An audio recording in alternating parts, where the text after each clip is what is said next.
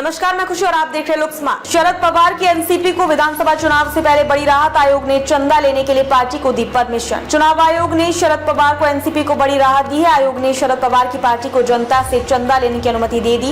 ये फैसला महाराष्ट्र में होने वाले विधानसभा चुनावों को ध्यान में रखते हुए लिया गया है। इससे पहले एनसीपी को चंदे के तौर पर चेक स्वीकार करने की अनुमति नहीं थी। इस फैसले से शरद पवार की एनसीपी को आगामी चुनावों के लिए पारदर्शी तरीके से धन जुटाने में मदद मिलेगी।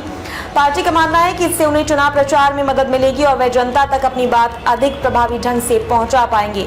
शरद पवार की पार्टी ने चुनाव आयोग से गुजारिश की थी कि उन्हें जनता से चंदा लेने के लिए पार्टी का दर्जा प्रमाणित किया जाए। चुनाव आयोग ने जन प्रतिनिधित्व अधिनियम 1951 की धाराओं के तहत एनसीपी को चंदा लेने की अनुमति दी। ये कानून सभी राजनीतिक दलों को मिलने वाले चंदे को नियंत्रित करता है।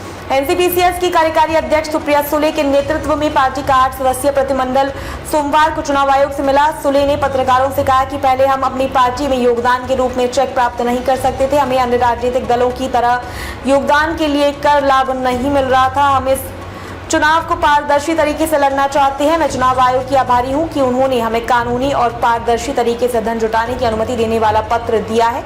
चुनाव आयोग के फैसले के खिलाफ सुप्रीम कोर्ट में याचिका के अंतिम निपटारे तक एनसीपी को चंदा स्वीकार करने का अधिकार लागू रहेगा। सुले ने कहा कि एनसीपी ने चुनाव आयोग से मिलते समय एक जैसे दिखने वाले चुनाव चिन्हों जैसे कि तुरही और तुरही बजाता हुआ आदमी का मुद्दा भी उठाया। चुनाव आयोग ने एनसीपी को तुरही बजाता हुआ आदमी चुनाव चिन्ह आवंटित किया था। सुले ने कहा कि लोकतंत्र में पारदर्शिता होनी चाहिए, किसी भी उम्मीदवार के साथ अन्याय नहीं होना चाहिए, लेकिन सतारा में अन्याय हुआ है। हमारा चुनाव चिन्ह तुरही बजाता हुआ आदमी एक जैसे दिखने वाले तुरही के चिन्ह के बगल में रख गया था। अब तक के लिए बस इतना ही। फिर होगी आपसे मुलाकात ऐसी एक और खबर के साथ। तब तक के लिए नमस्कार और देखते रहिए लोक स्मार्ट।